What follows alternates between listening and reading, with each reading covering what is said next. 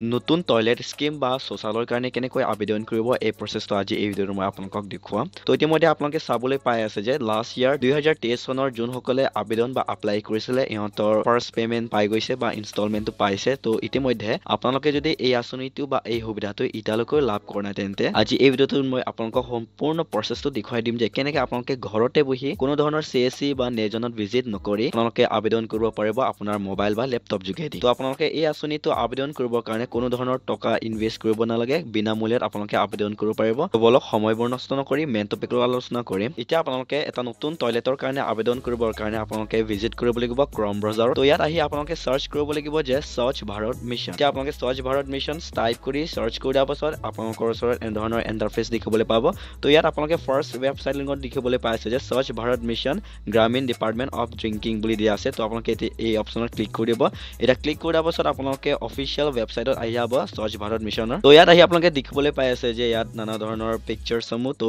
অকমান scroll down কৰি দিব স্ক্ৰল ডাউন কৰি এতিয়া আপোনালোকে চাবলৈ পাই আছে যে তো এতিয়া আপোনালোকে এটা নতুন টয়লেটৰ কাৰণে আবেদন কৰিবৰ কাৰণে চাবলৈ পাই আছে যে এপ্লিকেশ্যন ফৰ্ম ফৰ IHHL তো আপোনালোকে এই অপচনত ক্লিক কৰি দিব কৰি দিয়াৰ পাছত আপোনালোকৰ ওচৰত এনে ধৰণৰ ইন্টাৰফেচ দেখিবলৈ পাব তো ইয়াত আপোনালোকে আবেদন কৰিবৰ কাৰণে ফাৰ্ষ্ট অফ অল আপোনালোকে ৰেজিষ্ট্ৰেশ্যন কৰিব লাগিব তো ৰেজিষ্ট্ৰেশ্যন প্ৰচেছত আপোনালোকে ফাৰ্ষ্ট অপচনত মোবাইল নাম্বাৰটো ফিল কৰি দিব ফিল কৰাৰ পাছত সেকেন্ড অপচনত আপোনালোকে গেট OTP বুলি অপচন আছে এই অপচনত ক্লিক কৰি দিব ক্লিক কৰাৰ পাছত আপোনালোকৰ মোবাইল নম্বৰত এটা OTP প্ৰেৰণ কৰি দিয়া হ'ব তো OTP টো আপোনালোকে ইয়াত ফিল কৰি ইয়াত কেপচা কোড দেখিবলৈ পাই আছে আপোনালোকে বা সিকিউৰিটি কোড দেখিবলৈ পাই আছে এই সিকিউৰিটি কোড আপোনালোকে ইয়াত ফিল কৰি সাইন ইন অপচনত এটা ক্লিক কৰি দিব এতিয়া আপোনালোকে সাইন ইন অপচনত ক্লিক কৰাৰ পাছত আপোনালোকৰ ওচৰত এনে ধৰণৰ ইন্টাৰফেচ দেখিবলৈ পাব তো ইয়াত আপোনালোকৰ প্ৰফাইলটো দেখিবলৈ পাব as per as your Aadhaar registration তো আধাৰত আপোনালোকৰ ডিটেইলছসমূহ ইয়াত সম্পূৰ্ণ মুকলি হৈ যাব এতিয়া আপোনালোকে চাবলৈ পাই আছে যে এলিজিবিলিটি ক্ৰাইটেৰিয়া অফ বেনিফিচিয়াৰিজ তাৰ মানে হ'ল ইয়াত আপোনালোকে কোনসকলে আবেদন কৰিব পাৰে আৰু কোনসকলে নোৱাৰে ইয়াত সম্পূৰ্ণ প্ৰচেছটো দিয়া আছে আপোনালোকে পঢ়ি ল'ব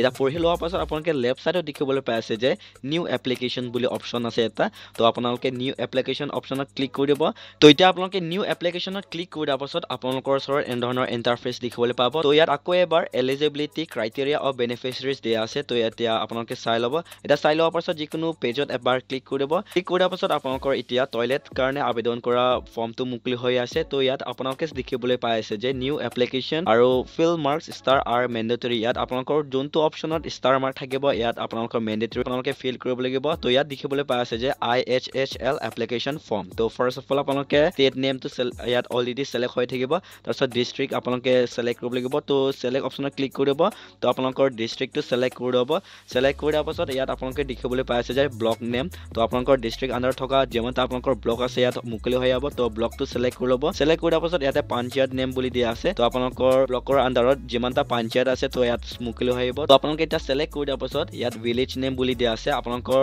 পঞ্চায়ত আণ্ডাৰত যিমানটা ভিলেজ আছে ইয়াতে সব মুকলি হৈ আহিব তো আপোনালোকৰ ভিলেজটো ইয়াত চাই সিলেক্ট কৰি ল'ব তো এতিয়া আপোনালোকে ভিলেজটো সিলেক্ট কৰি দিয়াৰ পাছত ইয়াতে হেবিটেশ্যন নেম বুলি দিয়া আছে তো হেবিটেশ্যন নেম অপচনত ক্লিক কৰিব তো আপোনালোকৰ হেবিটেশ্যন নেমটো মুকলি হৈ আহিব তো আপোনালোকে ইয়াত সিলেক্ট কৰি ল'ব সিলেক্ট কৰি দিয়াৰ পাছত বি নম্বৰ অপচন আহিছে ইয়াতে সেকশন বি অপচন আছে টয়লেট অনাৰ পাৰ্টিকুলাৰ তো ইয়াত আপোনালোকৰ যাৰ নামত আপোনালোকে আবেদন কৰিব তাৰ বিষয়ে ইয়াতে ফিল কৰিব লাগিব তো ফাৰ্ষ্ট অফ অল আপোনালোকে ফিল কৰিবৰ কাৰণে ইয়াত দেখিবলৈ পাইছে যে name of the applicant as per Aadhaar card তো আপোনালোকৰ ইয়াত যাৰ নামত আপোনালোকে আবেদন কৰিব তাৰ নামটো ফিল কৰি দিব এজ পাৰ আধাৰ কাৰ্ডত থকা সেম নেম আৰু ইয়াত নামটো ফিল কৰি দিয়াৰ পাছত সেকেন্ড বক্সত আহিছে আপোনালোকৰ আধাৰ কাৰ্ড নম্বৰ ইয়াত 12 ডিজিট আধাৰ কাৰ্ড নম্বৰটো ফিল কৰিব ফিল কৰি দিয়াৰ পাছত ইয়াতে টাৰ্ম এণ্ড কণ্ডিশ্যন আছে ক্লিক কৰি দিব ক্লিক কৰি দিয়াৰ পাছত ভেৰিফাই আধাৰ নম্বৰ অপচনত এতিয়া ক্লিক কৰি দিব এতিয়া আপোনালোকে ভেৰিফাই আধাৰ নম্বৰ অপচনত ক্লিক কৰি দিয়াৰ পাছত আপোনালোকে চাবলৈ পাই আছে যে ভেৰিফাই সাকসেসফুলি বুলি অপচন দেখিবলৈ পাই আছে তো এতিয়া আপোনালোকে অকমান স্ক্ৰল ডাউন কৰিব তাৰ পাছত স্ক্ৰল ডাউন কৰি ইয়াত দেখিবলৈ পাই আছে যে ফাদাৰ/হাজবেণ্ড নেম তো এই অপচনত আপোনালোকৰ ফাদাৰ নেমটো ফিল কৰিব বা আপোনালোকে মেৰি তেন্তে আপোনালোকৰ হাজবেণ্ডৰ নামটো ইয়াতে ফিল কৰিব এতিয়া ফিল কৰি দিয়াৰ পাছত ইয়াত জেন্ডাৰ বুলি দিয়া আছে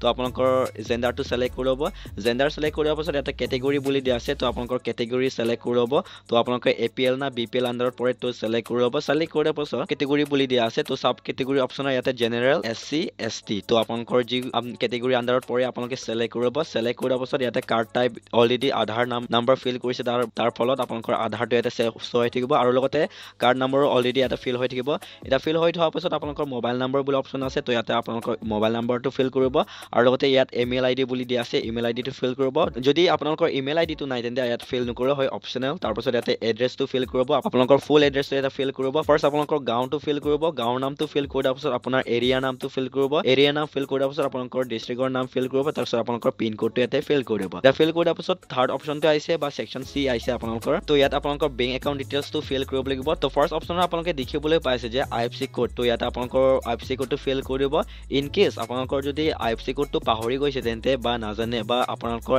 এণ্টাৰ কৰা IFSC কোডটো ইনভেলিড দেখাই আছে তেন্তে ইয়াত আপোনালোকে দেখিবলৈ পাই আছে যে নো ইয়ৰ IFSC কোড এই অপশ্যনত ক্লিক কৰিব এটা ক্লিক কৰাৰ পাছত আপোনালোকৰ ওচৰত এনে ধৰণৰ ইণ্টাৰফেচ দেখিবলৈ পাব তো ইয়াতে নো ইয়ৰ IFSC কোড তো চুজ ইয়ৰ বেংক তো ইয়াত আপোনালোকৰ বেংক নামটো ফিল কৰিব বেংক নামটো ফিল কৰাৰ পাছত ইয়াতে চুজ ব্ৰাঞ্চ নেম বুলি দিয়া আছে আপোনালোকৰ ব্ৰাঞ্চ নেমটো ফিল কৰিব ব্ৰাঞ্চ নেম ফিল কৰাৰ পাছত চুজ IFSC কোড অপশ্যন আছে আপোনালোকে এই অপশ্যনত ক্লিক কৰিব আপোনালোকৰ IFSC কোডটো মুকলি হৈ আহি যাব তো এতিয়া আপোনালোকে IFSC কোডটো ফিল কৰাৰ পাছত অটোমেটিকলি আপোনালোকৰ বেংকটো ইয়াতে ফিল হৈ আহিব তাৰপিছত অকণমান তলত আপোনালোকে চাবলৈ পাইছে যে ব্ৰাঞ্চ অফ দা বেংক তো ইয়াতে আপোনালোকৰ ব্ৰাঞ্চটো সিলেক্ট কৰিব তাৰপিছত ব্ৰাঞ্চ এড্ৰেছ বুলি দিয়া আছে আপোনালোকৰ বেংকৰ ব্ৰাঞ্চ এড্ৰেছটো ইয়াতে ফিল কৰি দিব ফিল কৰি দিয়াৰ পাছত ইয়াতে বেংক ষ্টেট বুলি দিয়া আছে আপোনালোকৰ কোনটো ষ্টেট আণ্ডাৰত বেংকটো আছে তো ইয়াত অবভিয়াছলি আপোনালোকে আসাম সিলেক্ট ফিল কৰি দিব আসাম ফিল কৰি দিয়াৰ পাছত ইয়াত আপোনালোকে দেখিবলৈ পাইছে যে বেংক ডিষ্ট্ৰিক্ট বুলি দেখিবলৈ পাই আছে তো আপোনালোকৰ কোনটো ডিষ্ট্ৰিক্টৰ আণ্ডাৰত বেংকটো আছে ইয়াত ফিল কৰিব ফিল কৰি দিয়াৰ পাছত ইয়াতে একাউণ্ট নম্বৰ বুলি দিয়া আছে আপোনালোকৰ একাউণ্ট নম্বৰটো ফিল কৰি দিব ফিল কৰি দিয়াৰ পাছত কনফাৰ্ম একাউণ্ট নম্বৰ আকৌ এবাৰ ইয়াত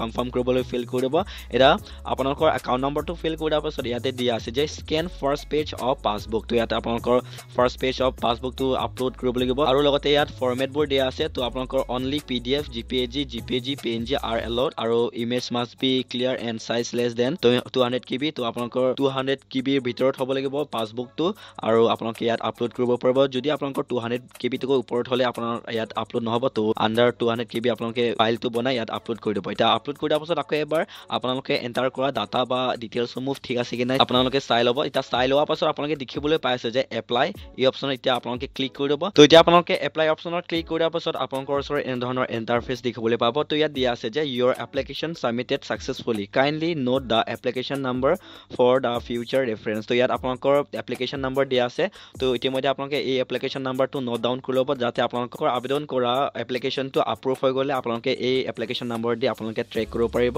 তো আপোনালোকে এতিয়া নোট ডাউন কৰি ল'ব নোট ডাউন কৰি দিয়াৰ পাছত আপোনালোকে দেখিবলৈ পাইছে যে অ'কে এই অপশ্যনত এতিয়া ক্লিক কৰি দিব তো এতিয়া আপোনালোকে অ'কে অপশ্যনত ক্লিক কৰি দিয়াৰ পাছত ডাইৰেক্টলি হোম পেজ আহি যাব তো এতিয়া আপোনালোকে আবেদন কৰা প্ৰচেছটো সম্পূৰ্ণ হৈছে তো এনেদৰে ধৰি আপোনালোকে এটা নতুন শৌচালয় বা টয়লেটৰ কাৰণে আবেদন কৰিব পাৰিব 2024 তো ভিডিঅ'টো চাই আপোনালোকে যদি অকণমান হেল্প পায় তেতিয়া লাইক এটা কৰিব লগতে বন্ধু বান্ধৱীক শ্বেয়াৰ কৰিব যাতে ইহঁতে এই ভিডিঅ'টো চাই ঘৰতে বহি এটা নতুন শৌচালয়ৰ কাৰণে আবেদন কৰিব পাৰে আৰু লগতে চেনেলত প্ৰথমবাৰ ভিজিট কৰিছে তেন্তে সাবস্ক্ৰাইব কৰি দিব যাতে এনে ধৰণৰ অনলাইন প্ৰচেছ ভিডিঅ'সমূহ মই এই চেনেলত আপলোড কৰি থাকোঁ তো আপোনালোকৰ ইন ফিউচাৰত কোনো এটা হেল্প হয় তো পুনৰ লগ পাম আকৌ এটা নতুন ভিডিঅ'